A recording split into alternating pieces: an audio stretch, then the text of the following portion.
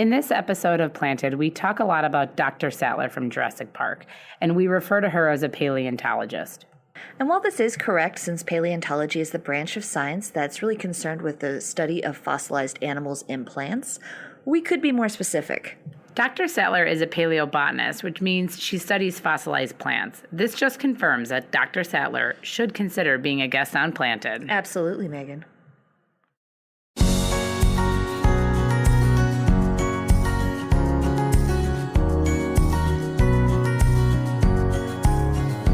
Welcome to Planted, finding your roots in STEM careers.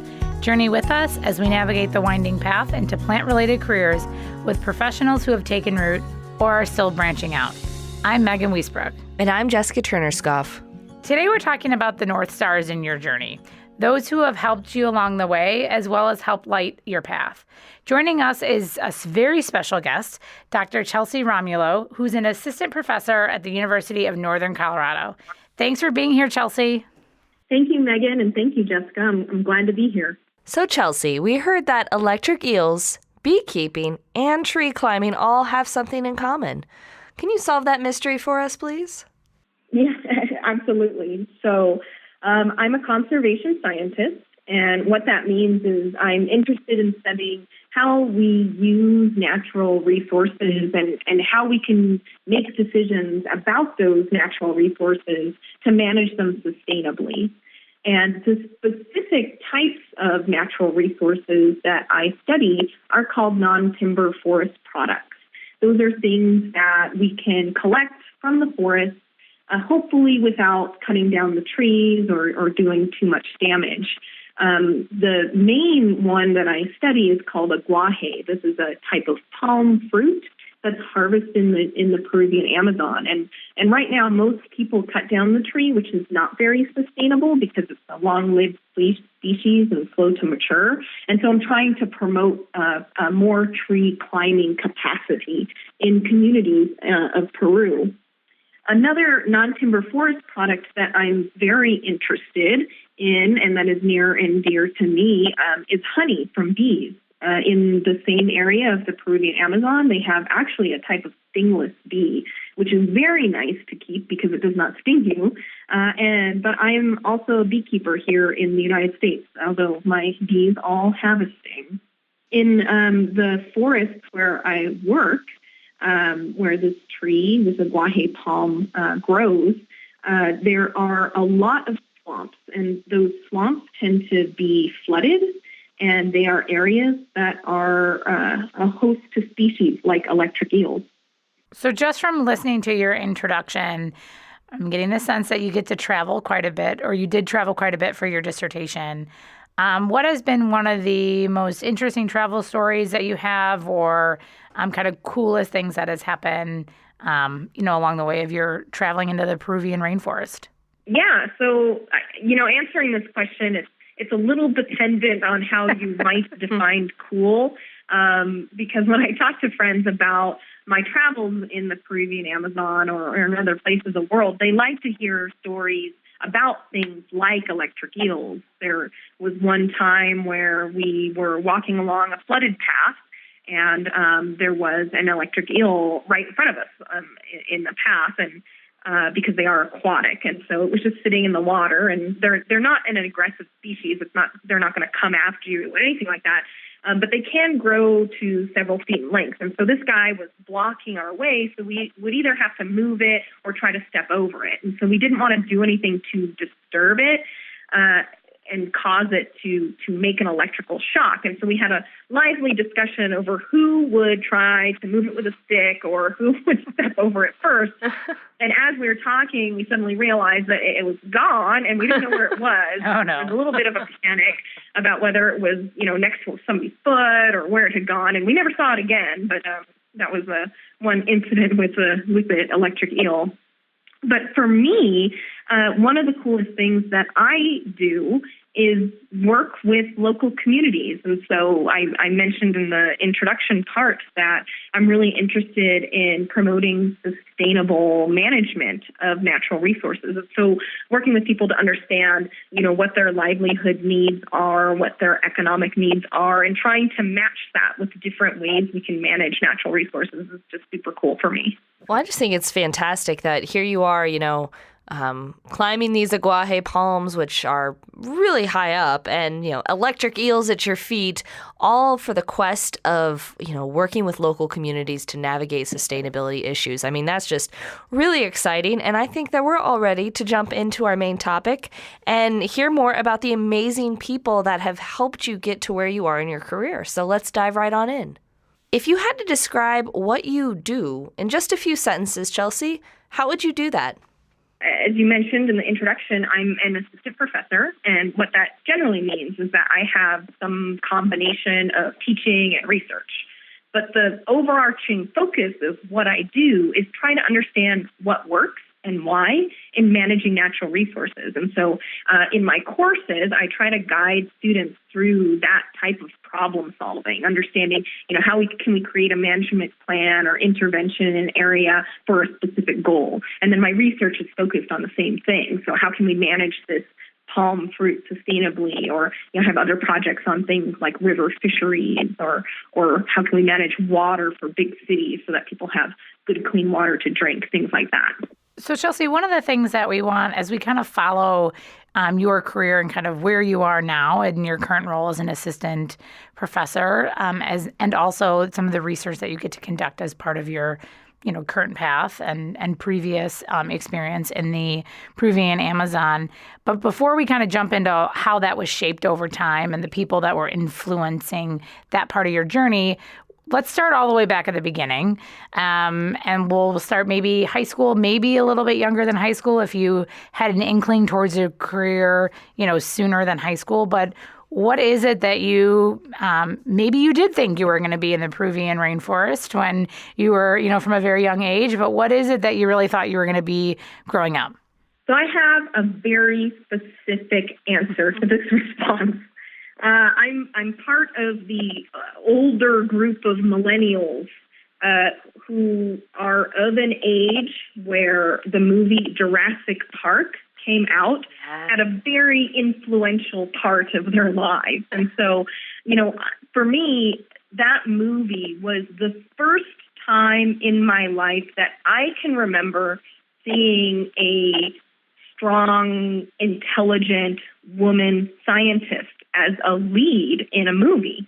And, of course, we all know that was Dr. Ellie Sattler, the paleontologist in the movie. And so seeing her in that role, and obviously the movie was very exciting as well, the revolutionary animations and the storyline, that was hugely influential. And so for years, I told people that I was going to be a paleontologist.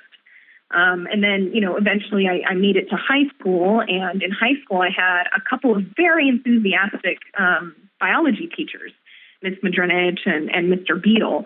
And they were so good at translating their enthusiasm into what we were doing in the classroom that it was hard not to also be enthusiastic about what we were learning. And so, for me, people in mentorship roles were not just directly the people who were educating me, but also other situations like Dr. Sattler from the movie.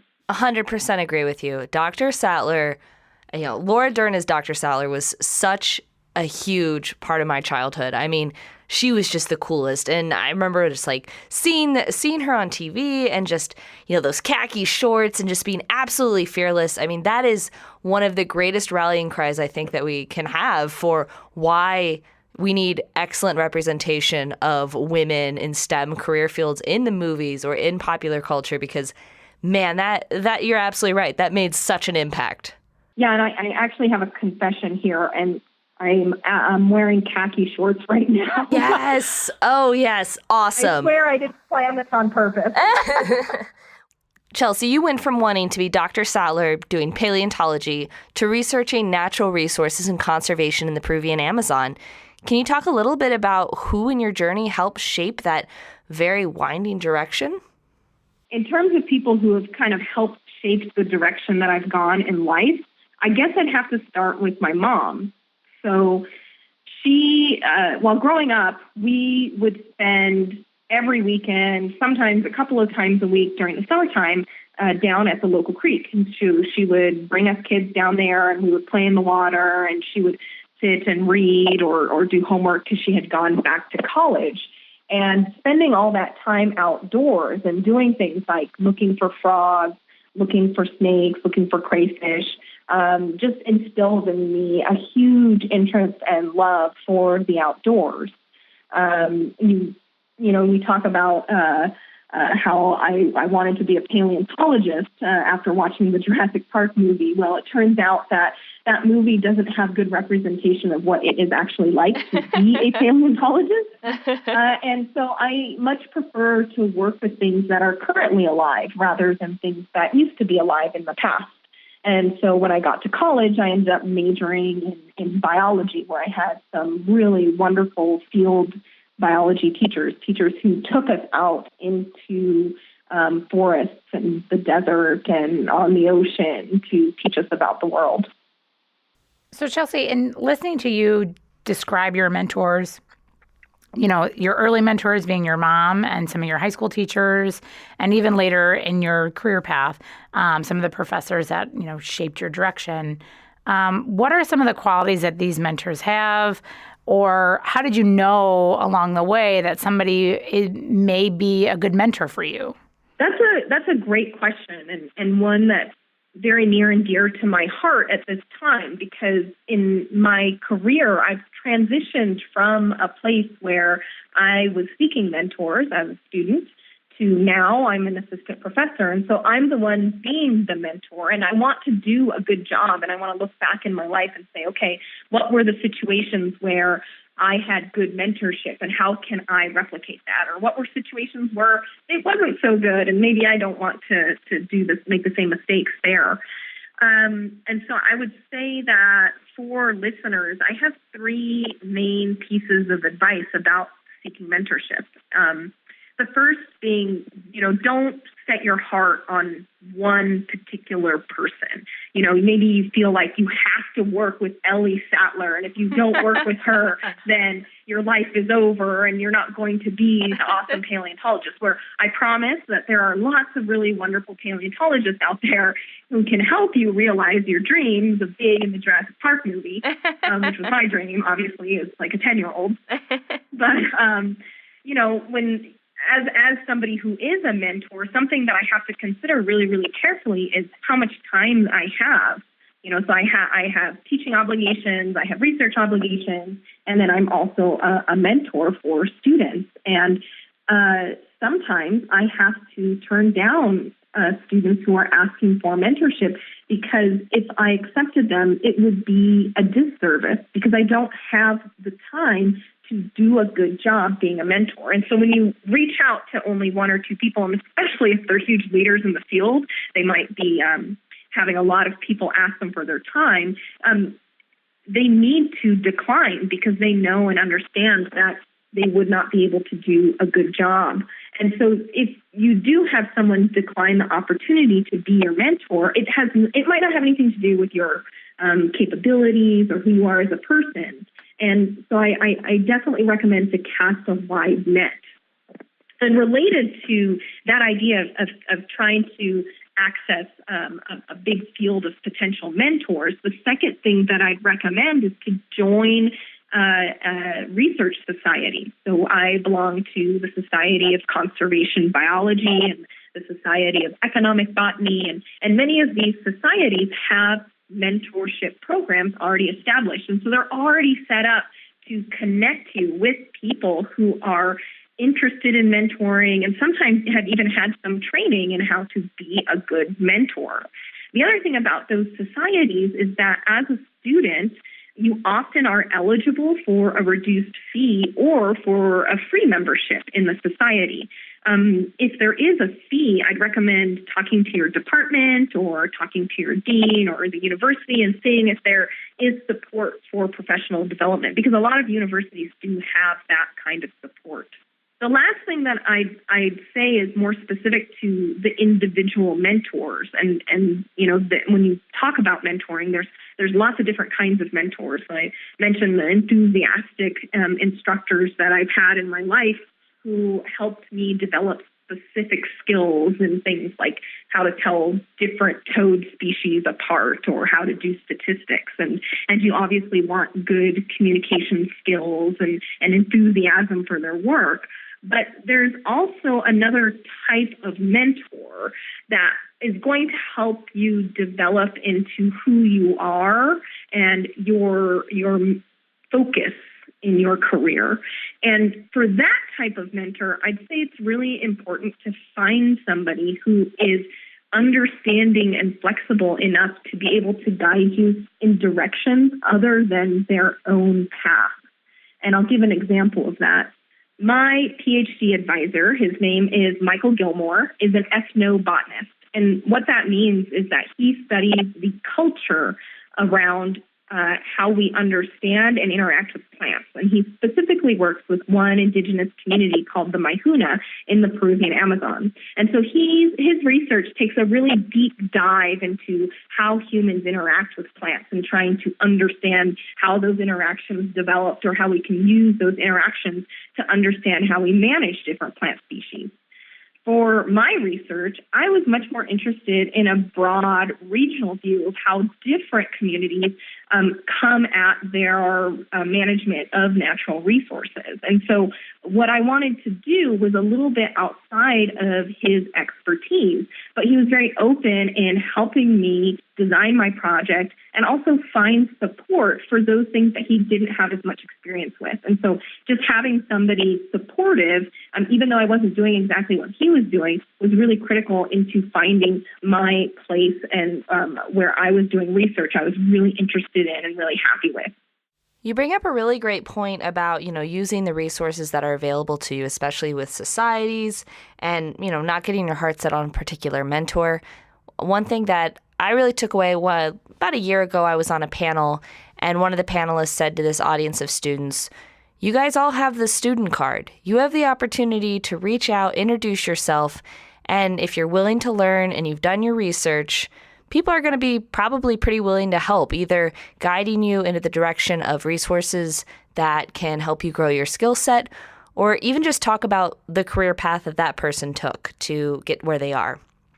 So one thing that I always recommend is, feel free to reach out to people, but I always think it's good to make sure you do your homework beforehand. As my dad always says, treat every professional interaction like a job interview because you don't know where it could end up. So I know that one of the biggest mentors in my life, I met her when I was 16 years old during my first internship, and she's been a huge part of where I am professionally and also personally. So you never know where those things can end up, but just do your research, ask good questions, come prepared, and take advantage of the situations that you're in and that are around you. Now, off of that, can you talk a little bit more about how, you've had your mom as a mentor, you've had your teachers in school, your PhD advisor. Can you talk a little bit about how they've helped you navigate your career path? So I think that question about what helped influence my direction in my career is really interesting, because I've talked about how, I started out as an ecologist and, after not becoming a paleontologist, and I have to apologize to Dr. Sattler for that diversion. But, I haven't really explained how I ended up in this other aspect of conservation where I'm working primarily with people. And so once I finished up my degree in ecology out in California, I was working for a while as a field biologist. And so I spent my time hiking around in the forest and along the central coast of California, mostly counting things. So I counted fish, and I counted reptiles, and I counted mammals, and I made reports about the populations of these different species in different areas. And in one of the places where I work, there is a small endangered bird called a snowy plover. It's very, very cute. It's a little shorebird. It runs around and on the beaches of California, and it lays its eggs in a little divot of sand, so it doesn't make like a proper nest. And those eggs are white with brown dots, and they blend in with the sand almost perfectly. So they're very, very well camouflaged, which protects them from natural predators, but it doesn't protect them very well from people accidentally stepping on them on the beach. And so in order to protect these nests, the Park Service will put up fences to keep people out and put up signs saying be careful. And so while I was out there working and doing my surveys, I would see people climbing over the fences so that they could get to the surf faster, or walking past signs without reading them. And so I became really interested in community engagement. How can we work with people in communities to understand and appreciate their natural resources and manage them well? During my master's degree, which I did at Virginia Tech, I had another mentor. Her name is Heather Eves, and she taught a class in adaptive management. And in that class, it was set up to be very practical and applied instead of just having a lecture format. The whole class was based around projects that we did in groups. And so in my group, our project was to come up with a conservation plan for a local community in Africa. And all of our projects were actually real projects with real clients. And our client was a gentleman named Dennis Songkoi, who's here in the United States studying. He's actually doing his PhD right now. And he belongs to a group of Maasai people who live in an area of Kenya called the Loita Forest, which is just north of Amboseli National Park and on the border of Tanzania. And they are very interested in managing their natural resources in a way that they can sustain those resources for future generations, but also have productive, happy, and healthy lives from using those resources. And so that class and the way that Heather taught it was really critical in developing what trajectory I wanted to take in the field of conservation.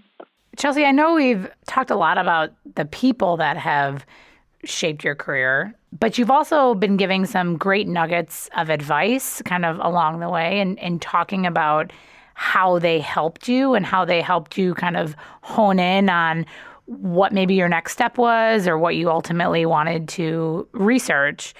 Do you have any other advice, any other nuggets that you can give us for people who are, either still deciding what they maybe want to major in or are currently in a major and they're deciding what they want to do next or what types of opportunities they should look for? So any other advice you can give our early professionals or high school students? Absolutely. So for me, I think the biggest piece of advice is to seek out opportunities to actually try out the types of jobs that you're considering studying for. We talk a lot about this Jurassic Park movie and the way that movie did not represent paleontology at all in the way that it is actually done in reality. So, you're obviously not going to be working with live dinosaurs, but even in the beginning of the movie where it was very exciting and they were uncovering fossils, fossils can be very rare, and so it's not as it's exciting as it was represented in the movie. And there's also a lot of lab work involved, working and studying those fossils once you actually dig them up. And so understanding what you're actually getting into is really critically important. I mentioned that I was a biology major in college after I decided I was not going to be a paleontologist. But what I haven't mentioned yet is that I was studying to be a veterinarian.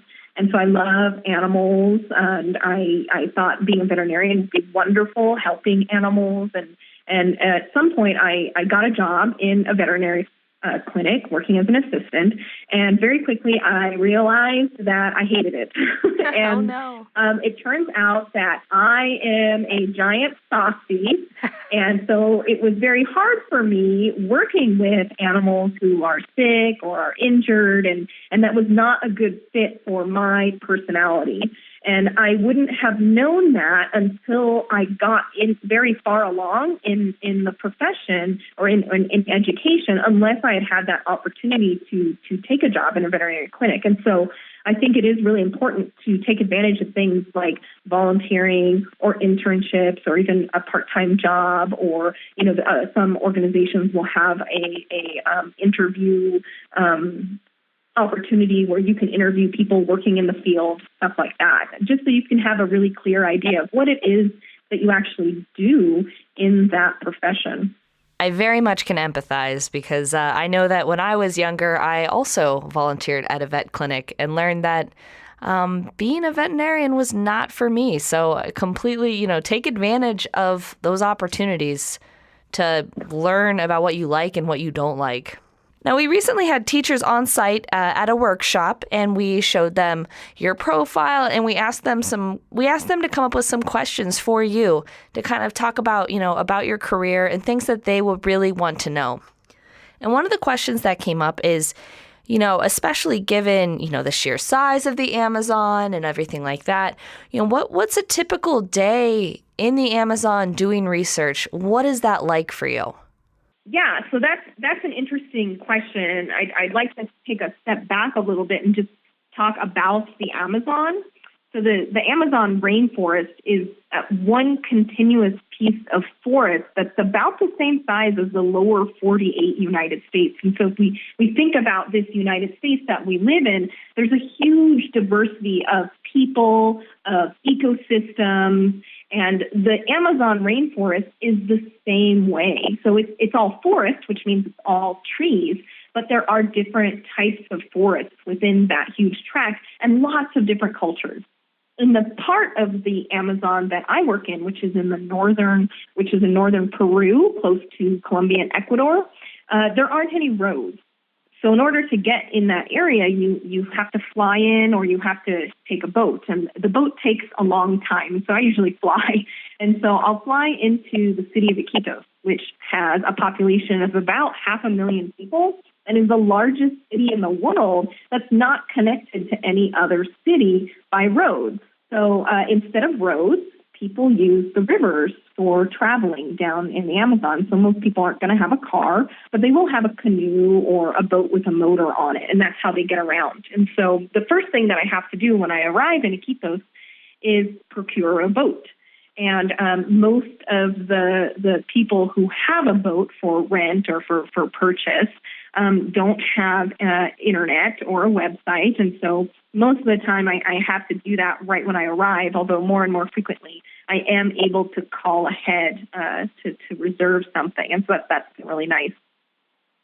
After I get a boat, I have to pick a community to visit. And usually that's done ahead of time, although you have to be a little bit flexible with things that happen in the field. And if I'm lucky, the community that I want to visit has a radio. And if I'm really lucky, that radio is actually working because it is the rainforest, which means it rains a lot. And in a place where you have so much water and humidity, electronics don't tend to last very long. And so if I can, I will radio ahead to let a community know that I'm coming, but most of the time it's not possible. And so I just show up unannounced, kind of like a cold call, and ask to speak to local community leaders. So most communities will have a mayor or a president, depending on their governance structure. And then I'll ask permission to conduct interviews in that community. And so far, I haven't had a single community say no, and they've been very, very welcoming. And so they let me stay in their homes. I'll buy their farmed products or their forest products. They invite me to their parties. And so, it's been an amazing experience working with the people down in Peru and being able to make friends. And I actually had an email from one of my friends from Peru this morning who I've met during field work.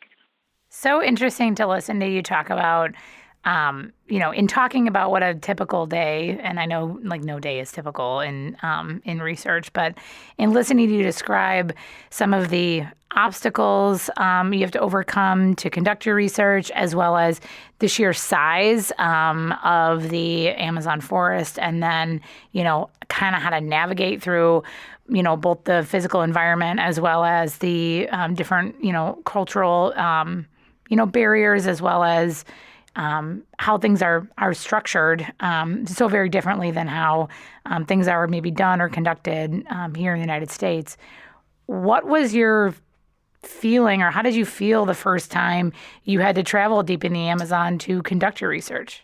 Well, I mean, especially the first time, it's always a little nerve-wracking, and you try to make very organized plans and be very systematic about what you're doing. But with any kind of field work like this, it's, you're not controlled and inside a laboratory setting.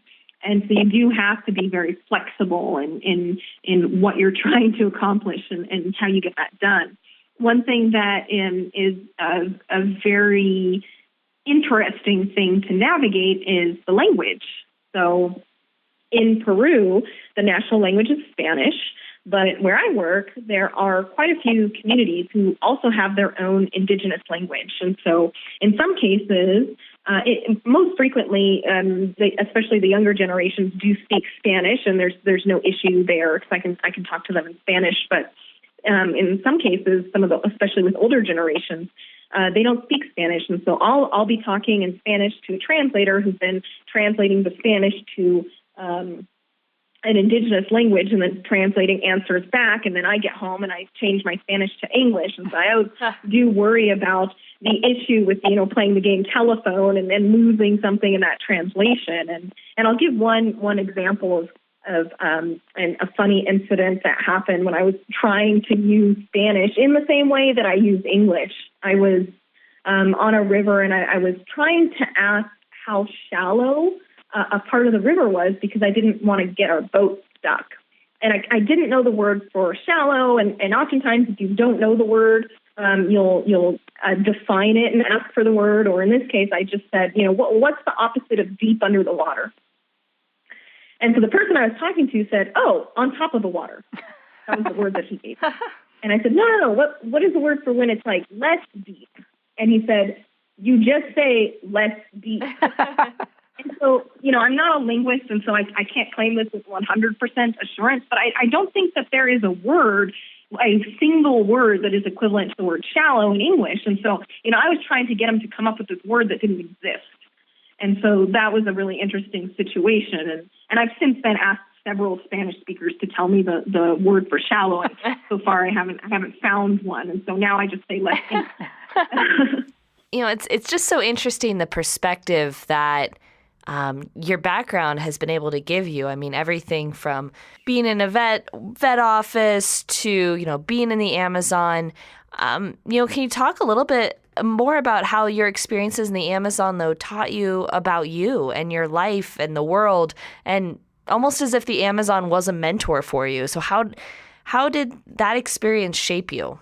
I guess the biggest thing for me is developing an appreciation for diverse perspectives, and also developing empathy for people who have had very different experiences and backgrounds than I do. And so, just thinking about that story that I just told about what is the word for shallow, that comes from an assumption in my life that other languages have a word for shallow, and when in their reality, that might not be true. And so just being able to appreciate that kind of lens that people view the world through, being different based on your different experiences is really important to me in trying to understand how people manage their natural resources. And then going back to the teaching and mentorship, also trying to understand, where a student or somebody I'm mentoring is coming from based on their experiences and their life that may be very different than mine. Chelsie, it's been so great to listen to your experience, listen to how different people across your career have helped kind of shape your direction, give you insight at the right, times where you kind of either needed to maybe change course or, dig deeper into what you wanted to do next. We do have one last question for you. I know this is a tough question, but we've asked all of our guests this. What is your favorite plant? Yeah, that's a very difficult question for somebody who studies plants. And I'm not going to answer with the plant species that I study because we have a kind of a love-hate relationship at times. But so instead, I'll just tell you what plant is, I guess, my favorite plant at this particular moment. And so that plant is called the Jerusalem artichoke. They're also called sunchokes. And it's a species that's native to North America. You can find it throughout southern and eastern states here in the United States. And it's a very beautiful plant. It'll grow a stalk every spring and summer. And at the top of that tall stalk, it will bloom in the summertime a bouquet of bright yellow flowers. It's really, really pretty. And one thing that's really cool about that plant is that you can actually eat the roots. And so the roots are a tuber, like a potato, a little bit softer than that, but you can cook it in the same way that you can cook potatoes. And it was one of the first plants that was cultivated by Native Americans. And you can grow it in your garden, too. So I've had a patch of Jerusalem artichokes in my garden for many years. And they grow very, very easily, probably a little bit too easily, actually, because if you drop some of the roots in other parts of your garden, they will also sprout and kind of take over. They grow so quickly that they tend to shade out weeds. And as a gardener, that's fantastic because it means less work for me in that area of the garden. But I would caution you to be careful if you decide to plant it. It might take over if you're not careful. Just like a love of plants. You got to be careful. It'll take over.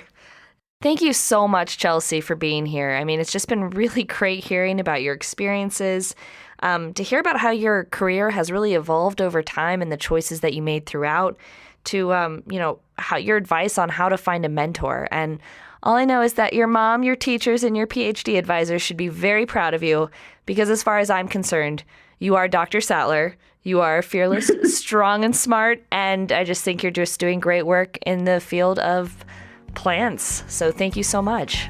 Thank you, Jessica. This episode of Planted, Finding Your Roots in STEM Careers was made possible by the Morton Arboretum and Multimedia Services at College of DuPage. Check out additional resources and bonus content at www.mortonarb.org/planted podcast. This is Jessica Turner-Scoff And Megan Wiesbrook. and we hope you'll continue to join us as we journey into STEM careers.